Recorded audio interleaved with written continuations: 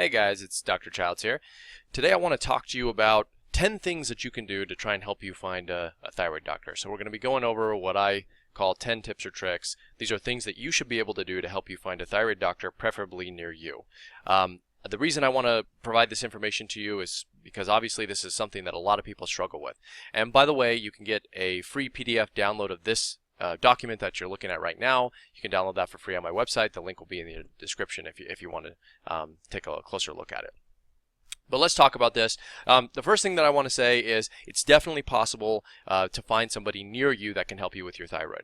Now, it may not be possible for everyone, but for the majority of you, I would say it probably is possible. Is it going to be easy? Well, no, not necessarily. It's probably going to take a little bit of work and legwork or work on your part, but definitely doable. The third thing is, I don't have any personal recommendations for doctors near you. I know some patients think that I probably have this secret list I'm holding. I don't, unfortunately. I just don't know many doctors that treat the way that I do. I know some that are somewhat similar, but they're not similar enough that I would necessarily recommend them. And so I just don't have a list. Although I am trying to make a list. So if you have any recommendations, please email them directly to me or my team, and I'm going to create this list in the future. At least that's on the docket. So let's talk about 10 things that you can do. So number one, there are some search engines that you can use. Well, let's call them search tools. They're not search engines. Search tools for people who have taken classes into certain subspecialties of medicine. These are specialties that you can learn more about after you go to medical school and residency. And so there are three things that I want to talk about. One would be integrative medicine. Number two would be functional medicine, and number three would be anti-aging medicine. So you can actually go to the search tools and you can look in your area to see if any doctors have taken these courses or are certified to practice this sort of medicine. Now we're going to talk about all three of these because some have benefits and some have pros and cons and so on, and they're not perfect, but there are three tools that you can use to find extra people around you. So first, let's talk about integrative medicine, and the link to find them is here on the document that you can click on. So the integrative medicine is sort of like I would say the original. It's a little bit older than some of these newer ones that we're talking about, functional medicine and anti-aging medicine, and it's sort of a combination of conventional medicine and then let's say Eastern medicine. So a lot of these doctors are still rooted in conventional medicine, but they still practice other things and they recognize the value of certain treatments and supplements and nutrient deficiencies and so on. But I would say they have I would say they probably have 1.5 feet firmly planted in conventional medicine, which isn't necessarily a problem, but it could be because they might contain that or retain that conventional mindset where they only use T4 and they only look at the TSH. So there are some cons to this, doctors who are trained in this, but you still might have some luck looking at that. The second group would be doctors who are trained in functional medicine.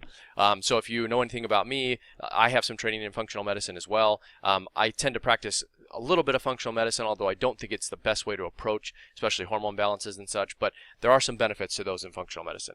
Now this is a different sort of approach, more of a systems approach, and the goal of those practitioners or providers who practice functional medicine is to try and find the root cause and fix that issue. And so that's sort of the thing that they're looking at. Now that's good and bad because some of you may need thyroid medication no matter what, right? If you have your thyroid removed, there's nothing you can do about that. You're going to have to take thyroid medication.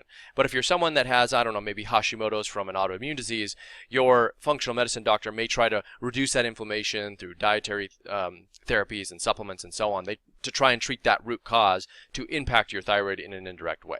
So they might take that approach as to giving you medications. So it's kind of hard to say whether they'll be helpful or not.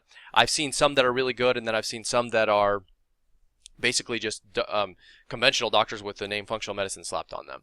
I would say another potential downside to searching for functional medicine providers is that there are a lot of other providers who can't prescribe medications who fit into this list. So that would be some naturopaths, depending on what state and what licenses they have. Naturopaths can prescribe medications in certain states, but not all. Other one would be chiropractors. As far as I know, they cannot prescribe medications in any states. And then, of course, health coaches. So you can get these providers who are trained with the knowledge of functional medicine, but not all of them are able to prescribe medications, which may be beneficial for a lot of you listening to this. Now, you still want to do all the other things I mentioned, right? You still need to address your diet. You still need to manage your stress and exercise, and probably address nutrient deficiencies and look at chronic infections and autoimmune disease and so on. Those are definitely things you still need to do, but they don't always take the place, is what I'm trying to say, of medications, especially those medications that exist beyond levothyroxine or Synthroid. So it's still good to know that functional medicine, while it may be helpful, is not necessarily a perfect tool. The other thing is, not all doctors who are trained in functional medicine are equally as good, right? And so some have a better knowledge, and some may not be as advanced in their knowledge and understand some of the nuances of thyroid disease. So just be aware of that. The third one, which I think might actually be one of the best, and I'll explain why, would be those doctors who are trained in anti-aging medicine. So this is a relatively newer concept of medicine, and the reason they might be better for some thyroid patients is because these doctors tend to take a more focused approach on hormones, and that includes thyroid hormone.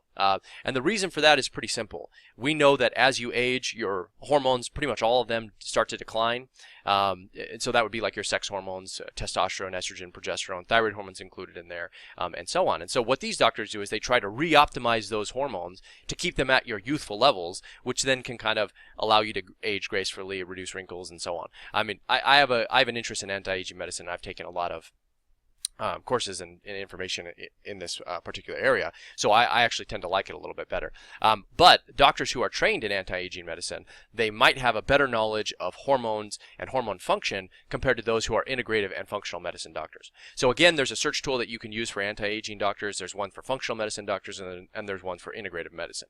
Again, not going to be perfect, but now you have at least 3 tools that you can look at in addition to just the regular run-of-the-mill family practice doctors and endocrinologists who are within your area. Now again, they're probably not the best option, right? Your PCP and your endocrinologist, you're probably listening to this because they haven't been able to treat you successfully. However, there are some endocrinologists and there are some PCPs who do listen to patients, who will extend their treatments beyond T4. So that does exist. Definitely rare, but it definitely exists. So those are 1, 2, and 3. The next thing that you can do is you can use a Google search or any search engine result for compounding pharmacies near me. So that's in quotes. So if you just put into your search engine compounding pharmacies near me, what it should do is populate a list of compounding pharmacies. Now these pharmacies are different than the run-of-the-mill CVS or Walgreens or whatever big box pharmacy that you have near you. Those pharmacies, like CVS and Walgreens, they hold different types of medications. They're the pharmacies that conventional doctors use day in and day out.